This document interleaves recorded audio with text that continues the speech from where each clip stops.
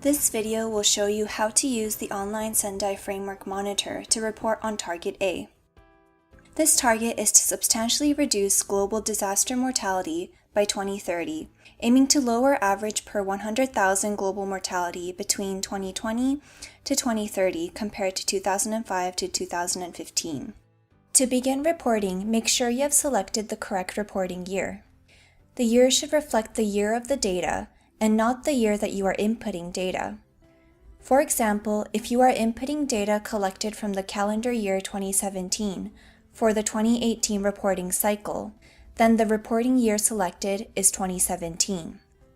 It is important to make sure that the reporting year is correct every time you log into the system, as the selected year may not reset. Indicator A1 is a compound of indicators A2 and A3, which means that data does not need to be entered for A1. If you enter data into A2 and A3, the system will automatically calculate the value for indicator A1. If you would like to see how the system calculates this number, you can find the formula in the technical guidance note for Target A. Starting with indicator A2, input the number of deaths attributed to disasters from the reporting year in the box for A2A. For example, if you had 60 deaths from disasters in the year 2017, enter 60 in this box. The number inputted into this box should be a whole number. For example, there cannot be 60.5 deaths. If you have entered a decimal point or an abbreviated number here, this is incorrect. The system will use the value you enter into A2A to calculate the number of deaths per 100,000 for indicator A1. The conversion to per 100,000 makes this indicator comparable between countries. Most importantly, you do not need to make this calculation yourself. The system will automatically do this for you. Disaggregation is optional but encouraged. If you disaggregate the number of deaths attributed to disasters by hazards, ensure that deaths per hazard equals the total number of deaths inputted in A2A.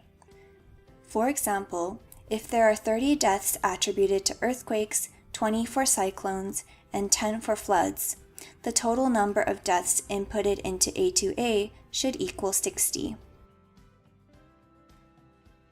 Disaggregation of data can be helpful for countries to understand disaster risk and adjust their national strategies. For example, when a country in Asia started to collect data on number of deaths by hazard type, it became evident that the second highest cause of death in the country was unexpectedly by lightning strike. In response to this finding, the government was able to start a campaign for lightning safety and awareness.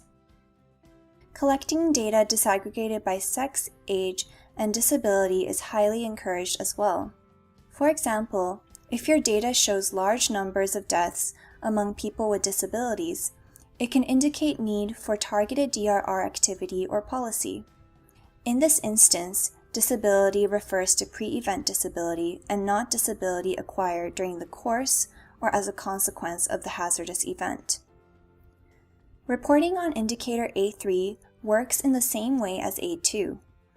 Input the number of missing persons attributed to disasters in the box for A3A, where this again should be a whole number. It is important to ensure that data inputted here only reflects missing persons and that people are not double counted as dead and missing. Refer to video 3.1 or your copy of the TGN to learn more about definitions or these specific issues. Once you input data for both indicators A2 and A3, the system will calculate the number of deaths and missing persons attributed to disasters per 100,000.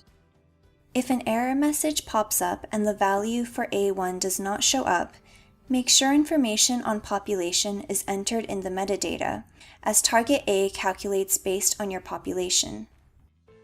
Contact your country coordinator if the value of population is not inputted. Furthermore, if you cannot see the disaggregation categories, then also contact your country coordinator to set this up. If you have been given access to the system by your country coordinator, but you are unable to enter data, then it is possible the country coordinator has not given you access to enter data for that target or indicator.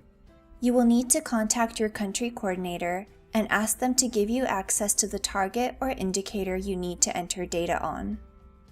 Once you are happy with the inputted figures, click on Submit Indicators for both A2 and A3, which will then progress the data to validation. If you have made a mistake, you can click Reopen Indicator to make any changes, then click Resubmit.